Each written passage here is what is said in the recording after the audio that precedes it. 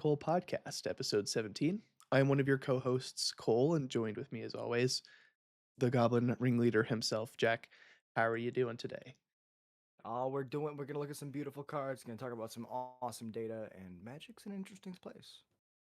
Yes, we are coming to you mid March 2025 here, right off the back of MagicCon Chicago. A wonderful time indeed. And some interesting tournaments have happened. Um, we've had Pro Tour Ether Drift. We also have RC Charlotte that we're looking at here today, as well as some spoilers. So on the docket, um, some spoilers. We got some SpongeBob, some Spider-Man, and we're gonna hit RC Charlotte. Our thoughts on the current modern metagame. We have time. Maybe we'll touch on some different topics. But until then, let's get right into it. First off, SpongeBob Secret Lair, highly anticipated. Jack, what is this first card?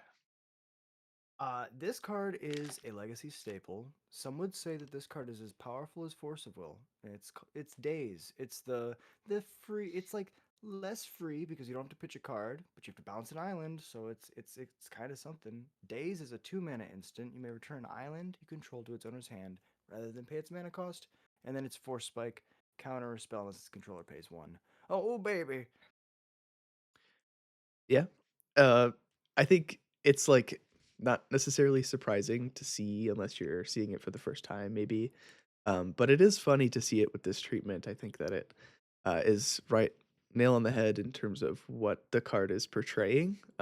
Would have liked to maybe see some flavor text in here, but we like the first card. I think I give a thumbs up to Days. Moving right along, we have Inevitable Betrayal. This is a card that has no casting cost. However, you can suspend the card for one blue blue. When you suspend a card, you put it into exile with time counters on it, and then every upkeep at the beginning of your turn, you remove a time counter from the card. When it has no time counters on it, you cast the card for free. And when you cast the card, you search your target opponent's library for a creature card and put it onto the battlefield under your control. Then that player shuffles. Um, thoughts Card reminds on me of yeah. Crashing Footfalls was printed in the same set as Inevitable Betrayal. It was in the cycle of free suspend spells, and people thought this actually was a alternate win con when you're playing against like big ramp decks that play like an Eldrazi or like Emrakul.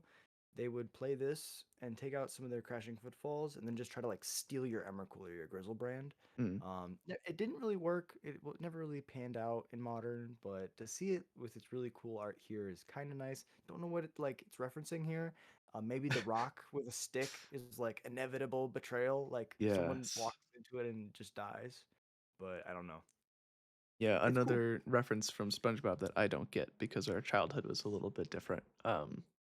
We But didn't really watch that much SpongeBob growing up, but we can appreciate it for other people. we do, and I think it's also funny to like put this on the table in a game of Commander and have Patrick just staring at everyone for like three whole turns. I think that that's And good. you don't know who you're gonna choose, right? Like in a commander game, this is Mm, great politics because you're like, oh yeah, don't fuck with me.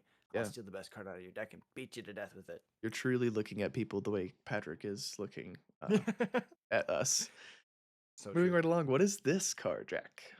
So Force of Despair is actually the promo right now. If you win an RCQ for standard, you're able to get this beautiful Force of Despair. Now they're also coming out with this alternate treatment with SpongeBob. It's a free spell.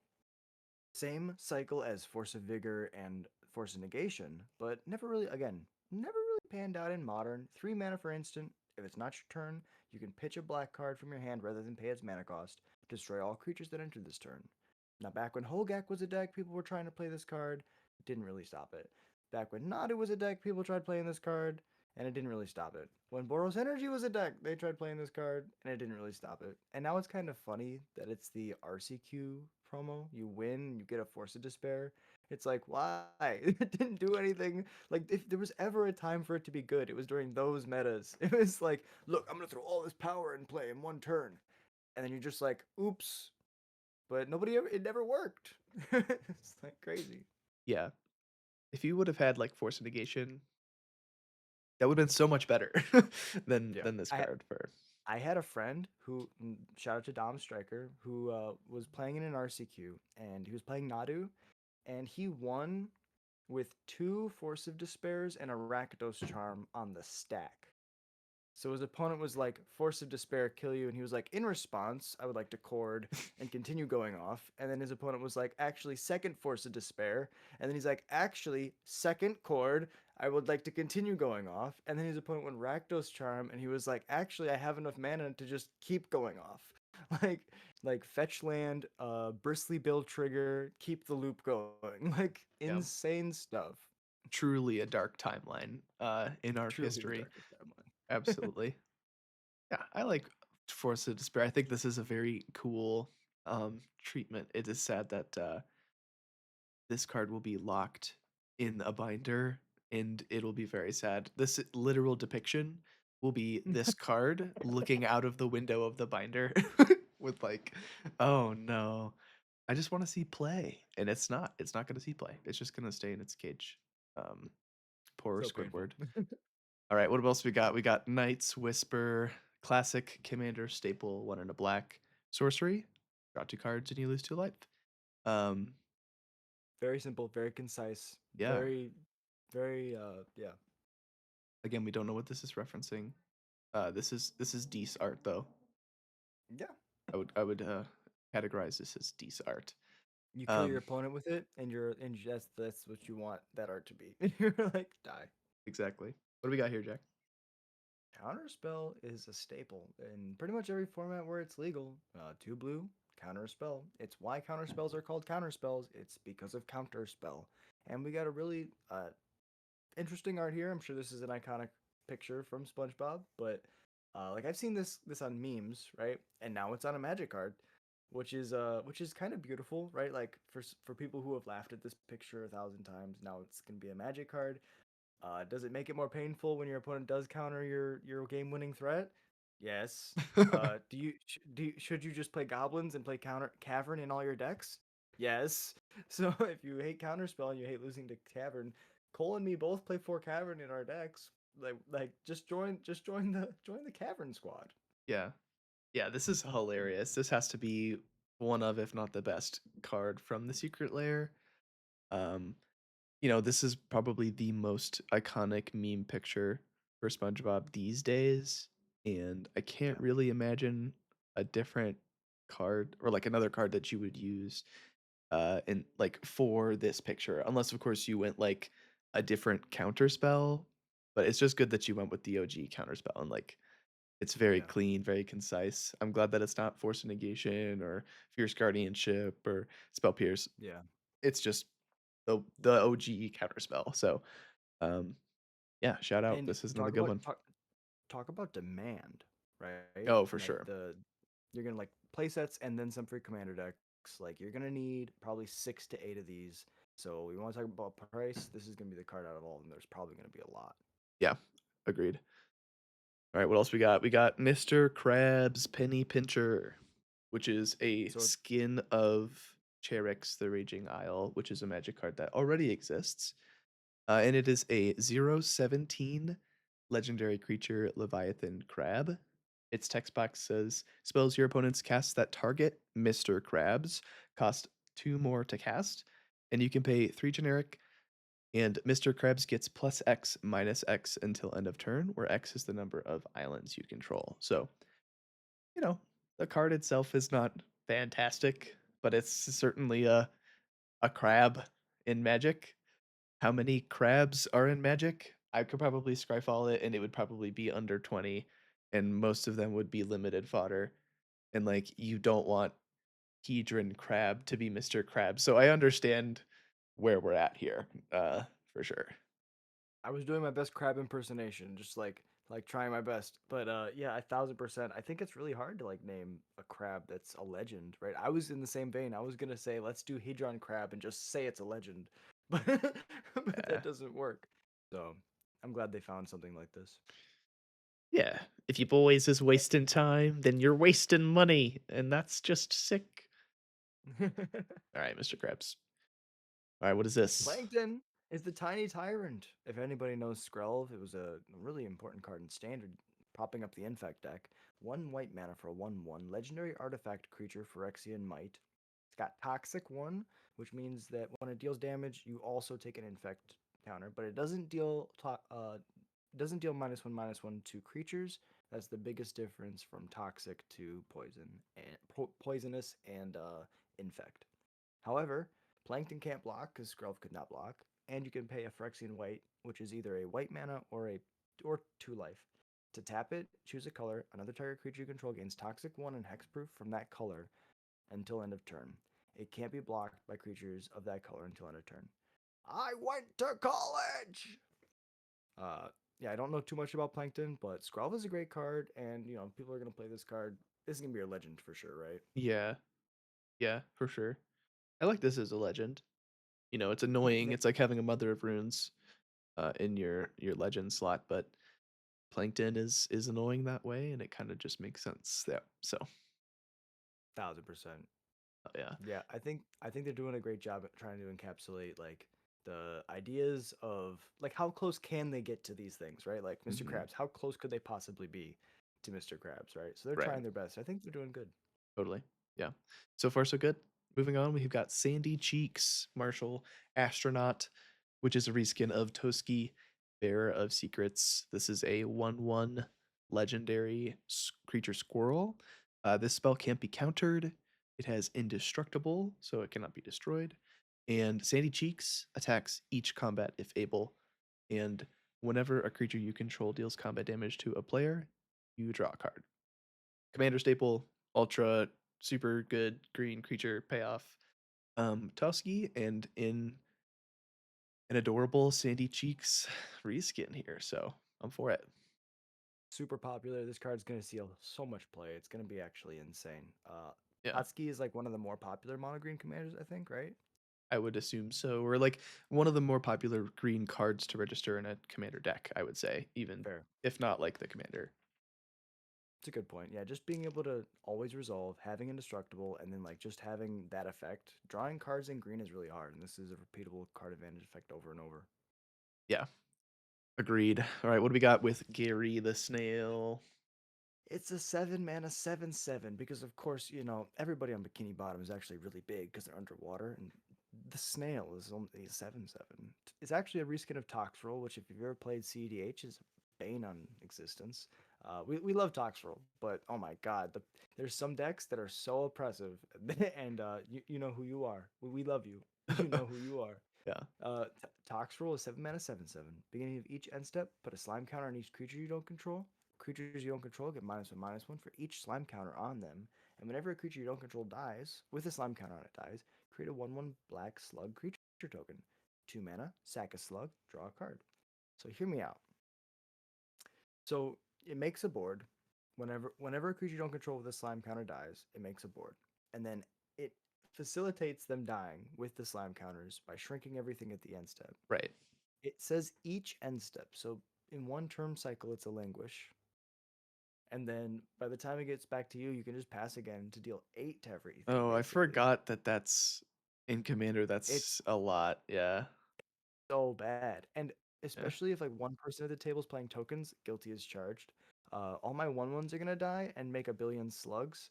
And then every time that a creature dies, it's just a chain. It's just like here's my slugs, here's my creatures. Eventually your creatures become so small that they're trading with the 1/1 slugs.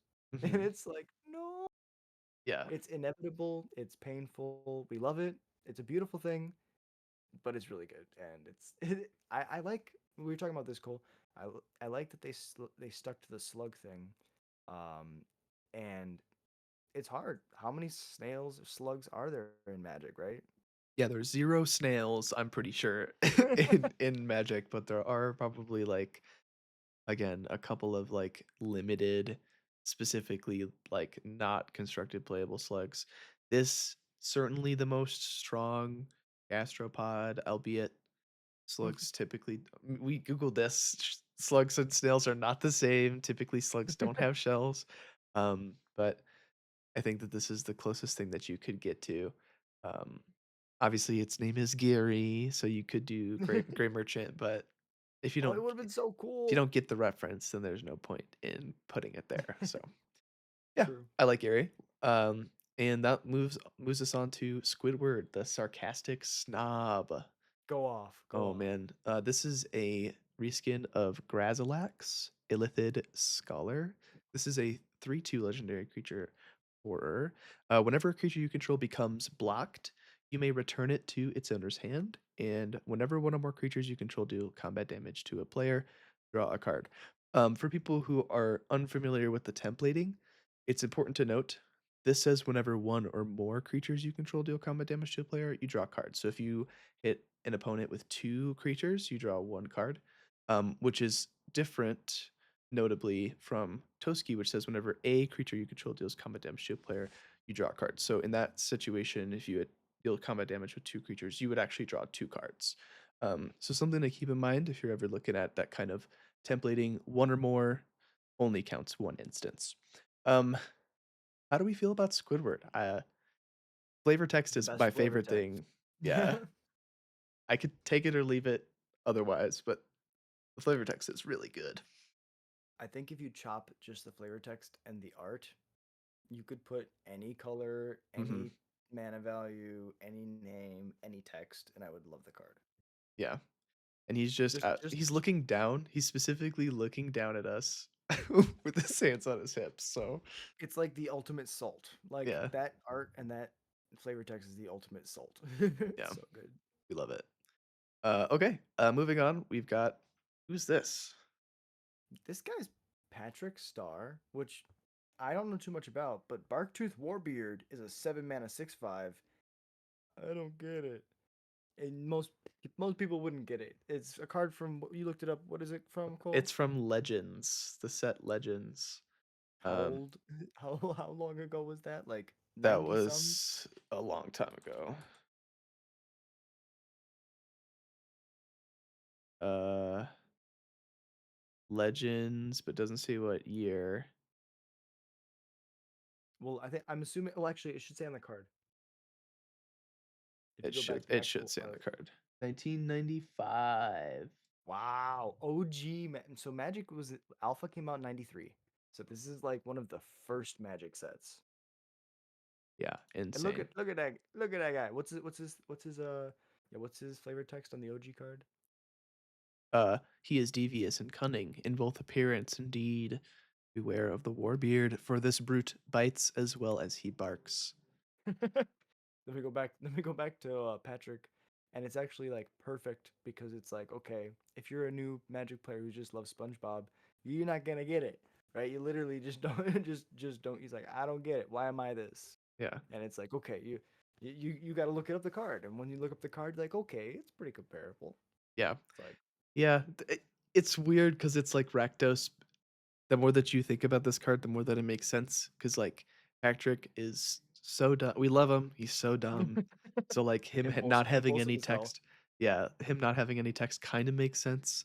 And then also the fact that he's Rakdos, he's chaotic and whimsical in the same sense that like the Rakdos, you know, what are they called? The Carnival of Yeah, Rakdos, no, um, it's the cult of the Rakdos. Cult of Yeah, and Rakdos. There you go. Yeah.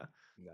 So And it's just about it's like Rakdos, like the whole ethos of it is just to be chaotic, to do things randomly for no reason, just out of instinct and impulsivity. So and that makes sense. entertainment. And entertainment. Yeah. Uh, SpongeBob SquarePants. What do we got? SpongeBob SquarePants, 5 mana Joda Unifier. So here's the thing: if you're looking at this card as SpongeBob, it looks cool. But if you're looking at this card as Joda, it's like, oh my god, because we just got out of a standard where Joda kicked our ass for like 2 years straight. 5 mana, 5/5. Legendary creatures you control get +X/+X, where X is the number of legendary creatures you control. Okay, already buffs your dude stupid big. It can stop there. No. Whenever you cast a legendary spell from your hand, exile cards from the top of your library until you exile a legendary non-land card with lesser mana value. You may cast that card without paying its mana cost, put the rest in the bottom of your library in any order. So Cole, talk to me about why this card's dumb. Well, it just gives you two spells for one. If you're casting any legendary spell in your deck that has, and you have another spell in your deck that has less value than that, that's another, spell that's legendary, you just get to cast it for free. So, and both of those cards, if they're creatures, are getting plus X, where X is the number of legendary creatures you control. You can imagine how that might spiral out of control. Um, yeah, we like SpongeBob. I mean, I think that like, does it make sense to give him 5 colors? I guess, especially based on this artwork. But The friendship thing makes sense, right? The yeah, friendship thing makes sense. He's the unifier of the whole Bikini Bottom. He's like the good guy, and yeah. so he brings everybody together. That makes sense. That's about my extent of SpongeBob knowledge. Is that I know that he's the good guy, and that's pretty much it. But like looking at this card, I think that a lot of Joda decks are gonna use this as a reskin for sure. They're gonna be like, look, he's just SpongeBob. It's not scary, and then beat the hell out of you. Yeah, totally. Okay, food token, Krabby Patty. Any thoughts on this? Pretty classic. I don't want to think about what that white stuff is. Probably just mayo. Yeah, Just mayo mayo and ketchup. or the secret sauce. The mountain is cool. Oh, the mountain's sick. It's We like we do like this mountain. it's very beautiful. Yeah. The Mount Bikini Bottom erupting and all that stuff, very cool. The kelp forest, I like this one, you know? Yeah, it looks like what a forest would be underwater, and this is like probably my favorite land out of the bunch. But Mm, it's probably this then the mountain, and yeah, it looks good. it does look good. I think that I would appreciate having one of these in my collection just to look at and appreciate. Um, Foil.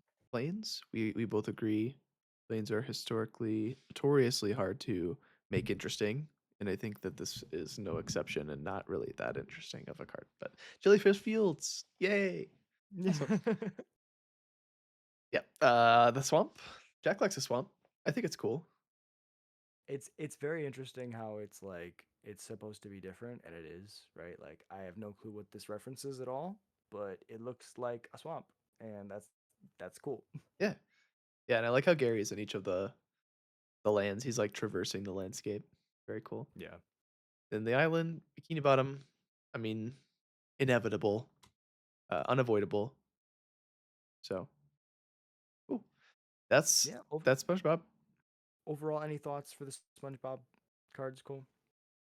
No, I think I might pick up the secret layer if it's, like, $30, but if it's any more than that, then I probably won't pick it up, and I'll just get a couple of kelp forest lands. Definitely. Not really, like, married to any of the other guys, to be completely honest. Yeah, I think it'd be really funny to make a meme deck where you play the Patrick and then you Mhm. play Voltron and you like have to get him out and then soup him up. Yeah, Besides that, I think the rest of these cards are probably like if you play these cards, you buy this secret layer, and if you don't, then you just don't like invest in it. right. Alright, well, there's that. Let's go ahead and move right along to our next topic, which is, Marvel Spider-Man here, and The incredible world of the Incredible Spider-Man. Cole, it's in Magic. it's in Magic.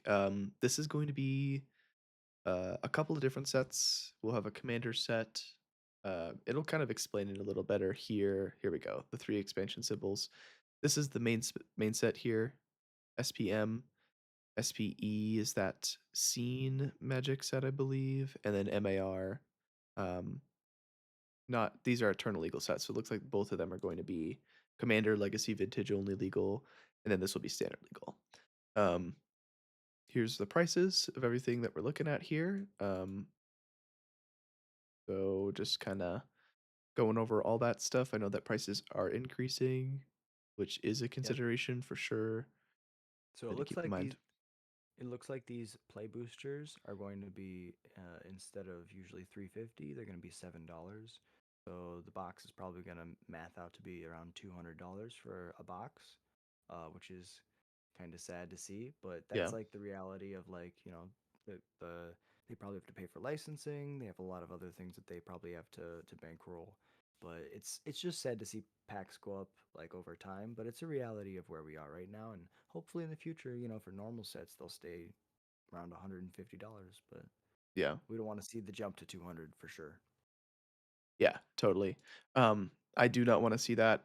I think getting closer and closer to the $100 boxes is going to be the only way to keep this as like a sustainable hobby.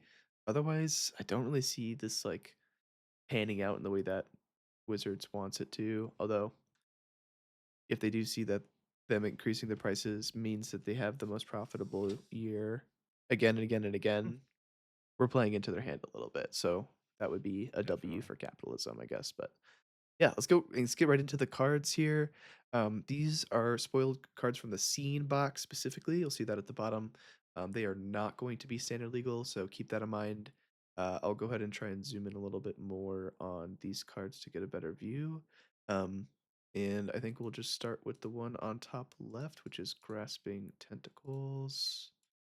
This is a card that I think actually has some serious commander potential. It's 3 mana for a sorcery. Target opponent mills 8 cards, and then you may put an artifact card from that player's graveyard onto the battlefield under your control. In Commander, there's a lot of really busted artifacts, especially if you know a player's playing blue or red and they have like an artifact commander. You mill them for 8, then if they already do some reanimator shenanigans and they have something big in the yard, you just get to look at their entire graveyard and pick the best artifact. Gear Hulk, like Phyrexian Portal to Phyrexia, like name the best artifact, you get it in their graveyard, and then you take it. Uh, yeah,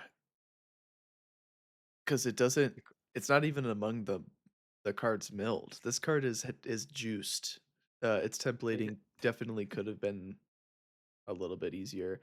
I think that this card's also so funny where you see only Spider-Man's like foot, and it's like yeah, coming for you. so all the cards piece together to make a scene, like a Mm, comic book scene. right. So let yeah, so like the tentacle is attached to Doc Ock, and then like Spider-Man's falling past the building. Right there's the best, I like the see. So best there's his example. leg.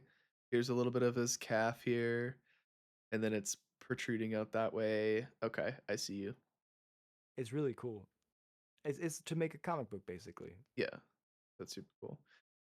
So yeah, Grasping Tentacles, super, super high potential card, kind of insane upside, but Commander, yeah, Commander Mill. I'm looking at just Commander Mill in general. You've already milled your opponent for half their library. yeah, You just mill them for 8, and you have their entire deck to look through. yeah.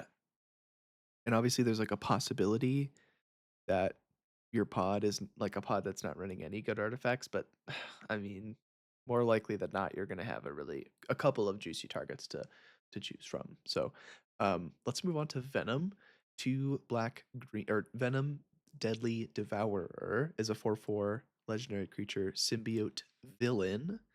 This is the first time hero or villain has showed up on a creature subtype. So this is a villain. This is a black and a green, 4 mana for 4/4. It's got vigilance. It's got menace. You can pay 3 generic and exile target creature card. Or excuse me, you can pay 3 mana, exile target creature card from a graveyard. When you do, put X/1/1 counters on target symbiote, where X is the exile card's toughness. Um, okay. It gets big and it eats things. I don't know a lot about Venom, but I know that he is all about eat. So, There's two things that people have talked about online about this card. The first one is that it's the only symbiote in the entire game. So unless there's a theme in, it might be a hint that there's gonna be a symbiote sub theme, right? But unless there's another like symbiote, if this is the only one, then it's gonna be only a Voltron commander. But it's, graveyard hate in the command zone. It's flexible. It's got evasion, pseudo evasion. It blocks well, and so it'll depend definitely on how they come out with the rest of the set. But if there's a bunch of symbiotes, this could be like Eldrazi could be a Eldrazi could be the old kid on the block. Symbiotes could be the best thing around. yeah, definitely. I think we'll see on if it's better than Eldrazi, but my guess will be that there will be at least like a symbiote commander deck with a bunch of symbiotes in there, if not more in like between the I three think, sets. So, and I could be wrong about this. I think that they said they'd actually not gonna make commander decks for Spider-Man, which makes oh, no sense. interesting. They were like they decided not to make commander decks for this set, even Hmm. though they've made like 5 commander decks for every set going back to infinity. So I don't understand why for like the biggest collab they've ever had, besides Lord of the Rings, they just wouldn't do commander decks. But I heard that, so that's something to think about. I could be wrong, but I did hear that they just stopped doing commander decks for the set. Maybe it's a title issue. Maybe they weren't able to get the rights to exactly that. But Hmm. Yeah, yeah. that's a good That's probably what it is. It's probably a licensing issue where they only were able to get what they got and not anything else. Um, Yeah. so interesting point there for sure. What do we got with Green Goblin? Oh my god, they gave us a goblin and a human in the same card. He's a villain, that makes sense, but goblin human, interesting. So it's a 4 mana 3/3 flyer. Whenever you discard a non-land card, put a 1/1 counter on target goblin you control. Whenever you discard a land card, create a tap treasure token. So what I'm seeing here is the best statted goblin that we've ever had. Think about it. A 3/3 flyer for 4 and goblins? We've never had flying on a card that's not like ridiculous. Like if you discard one non-land card, this is a 4/4 flyer. Hmm. Like I'm thinking about you got like a zombie infestation where you can just discard 2 cards for free, right? Yeah, or you just You go like get Green Goblin into Fable, and then you yeah. like yeah pitch two What cards. happens what happens when you wheel?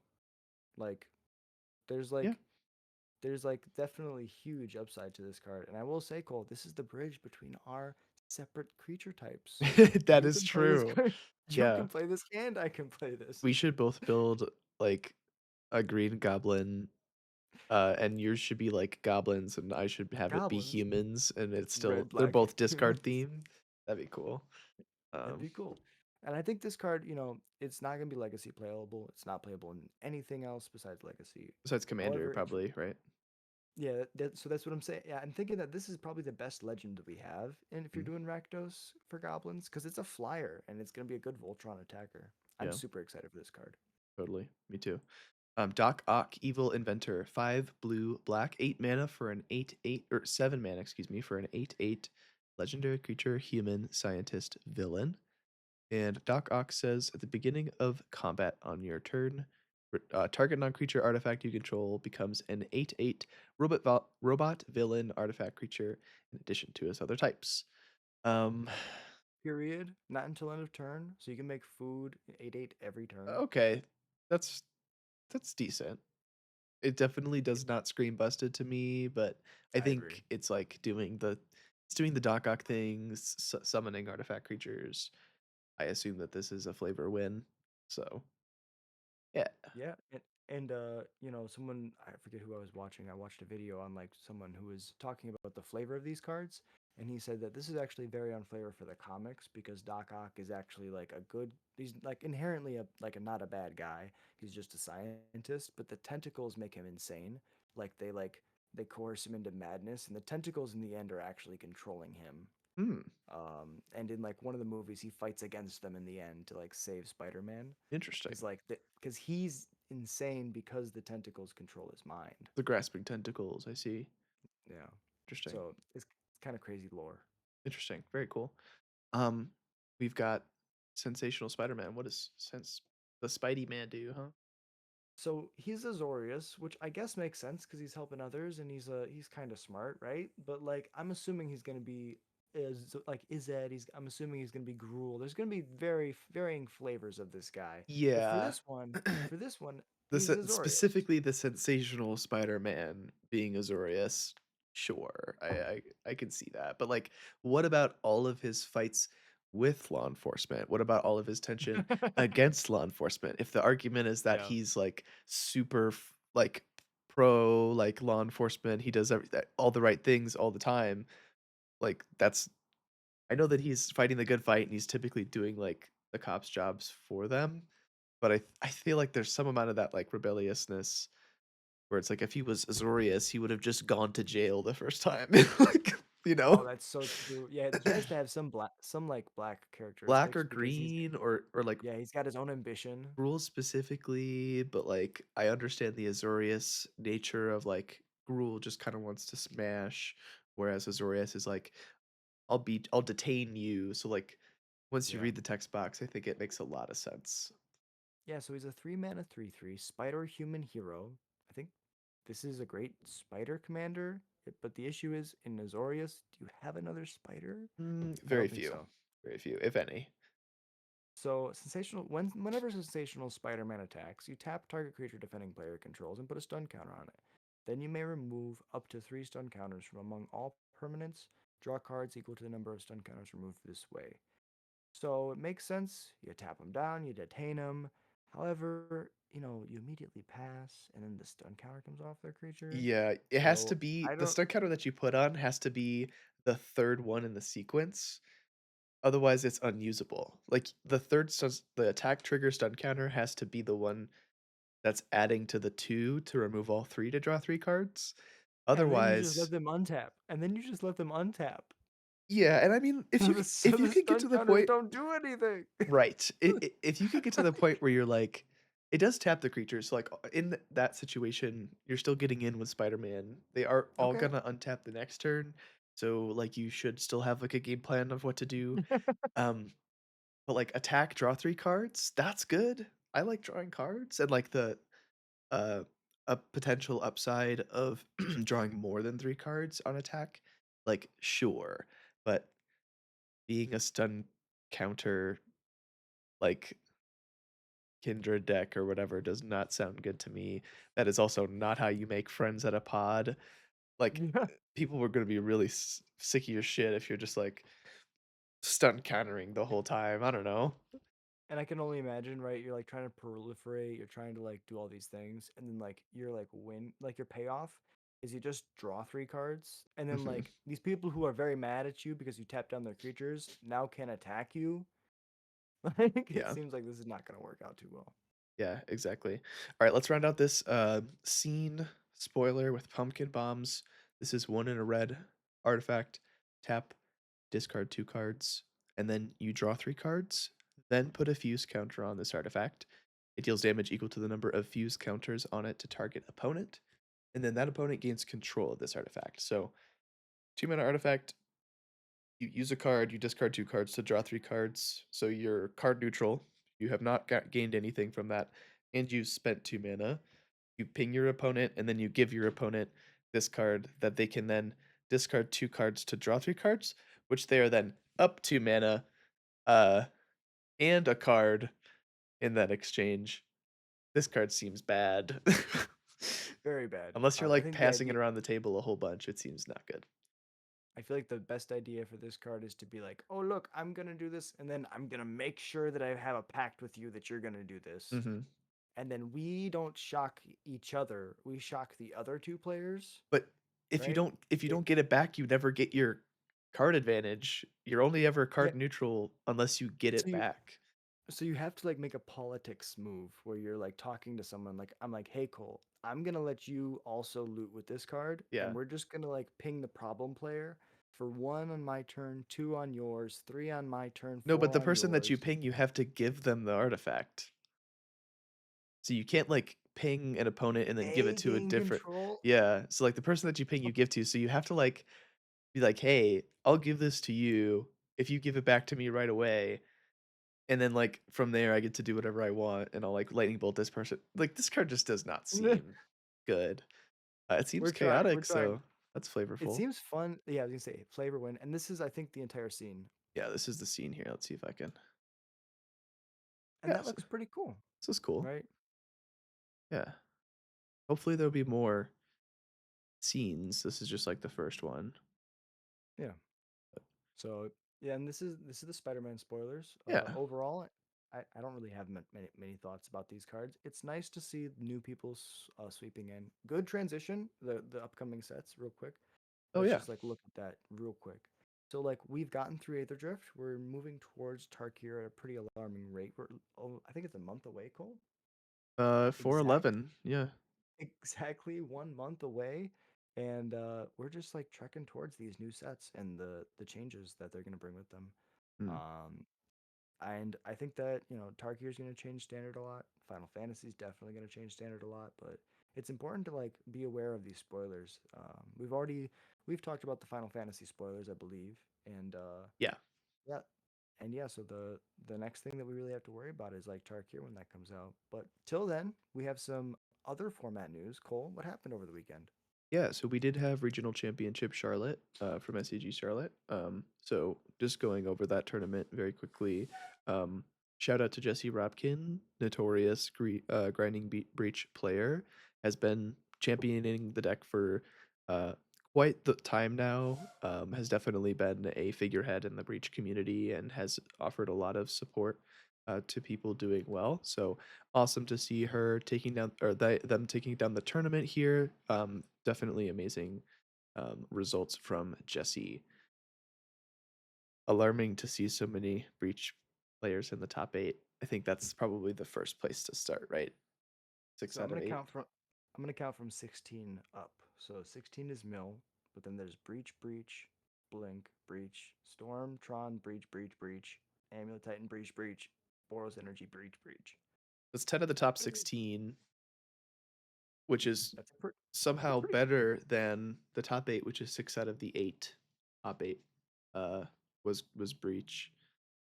Which So, is both of those numbers are evil percentages. If you look at, I think we also have the RC break. First off, I agree. Shout out to the legend, the grinding station uh, legend themselves. Someone who had literally dedicated themselves to the archetype before Mox Opal got unbanned. yeah, With it unbanned, just turbocharged the deck, and this is well deserved. Been grinding for a long time, so shout out to Jesse.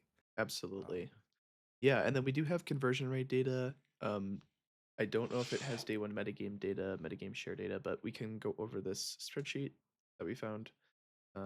Shout out which to the blows your person. mind.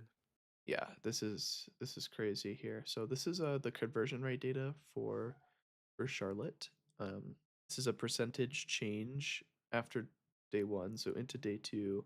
These are the decks, and this is the amount that they either gained or lost in metagame percentage share, which I know is maybe confusing, but just to put it in simpler terms, Breach was about 8% higher in terms of its metagame share in day 2 versus day 1. So the conversion percentage is 29.9.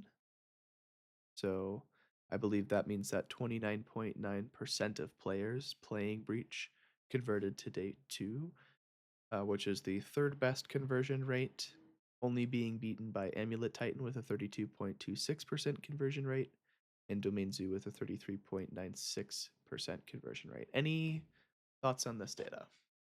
So, two things that I want to note.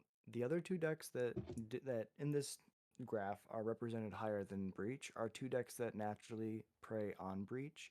Amulet Titan has access to Boseiju and Otawara, and you're able to just generally go faster with better interaction game one.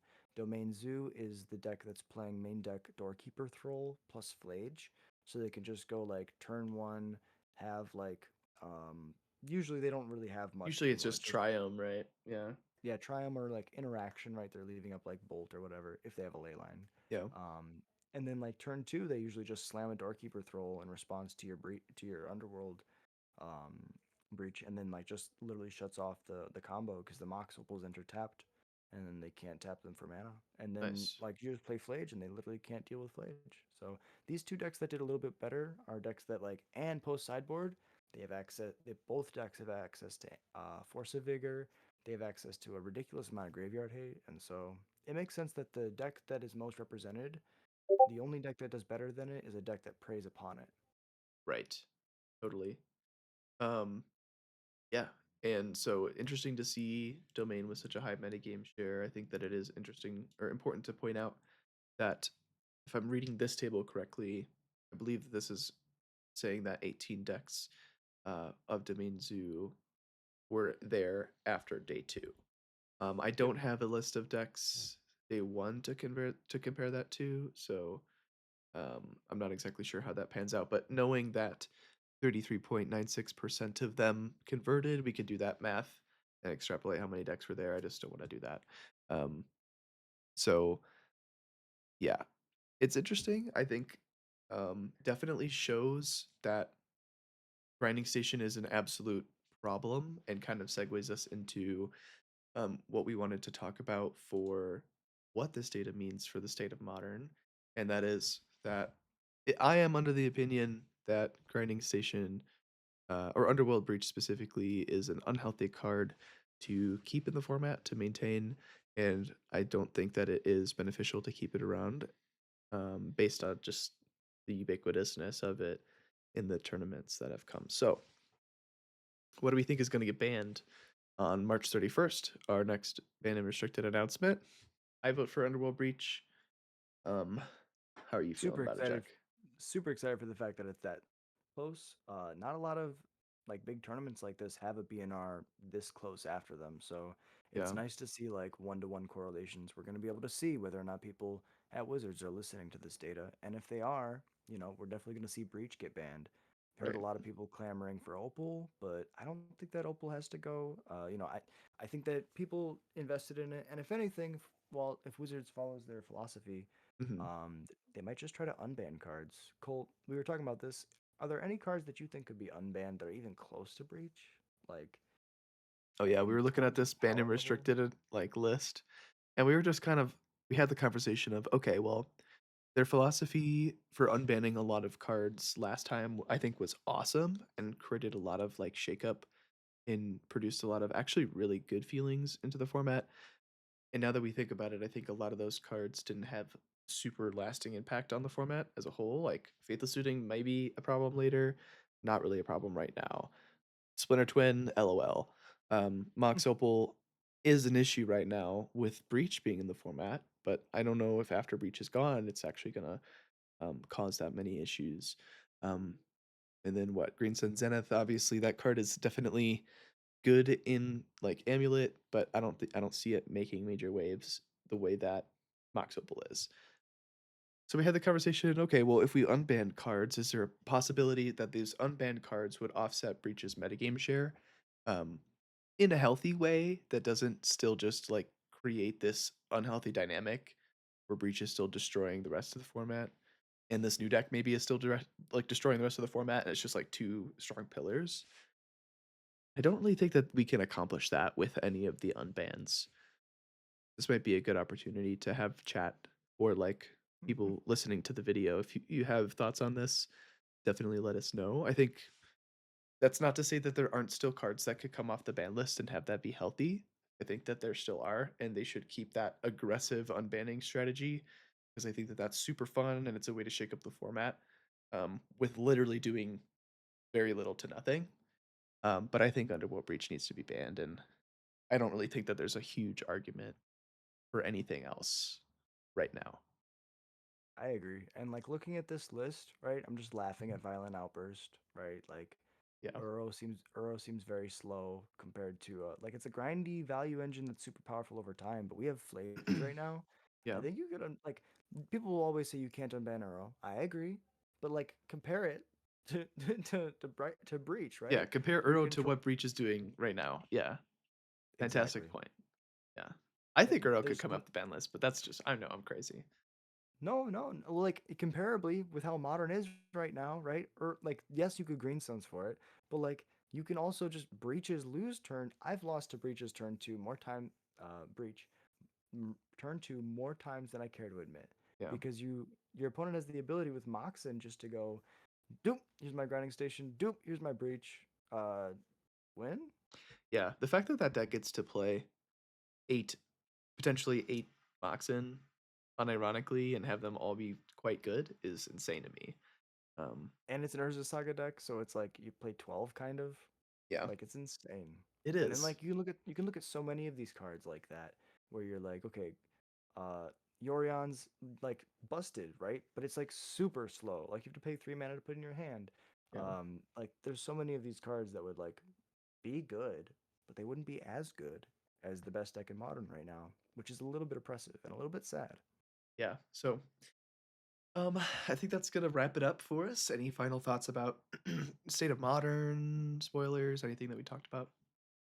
I think overall, I think that Magic's in a really good trajectory right now. Universes Beyond is like hard on the older Magic players because it's a change of palette, right? It's a little bit different, but I think that if you look at it in the classical sense of Magic as a multiverse, right? And there's infinite realities.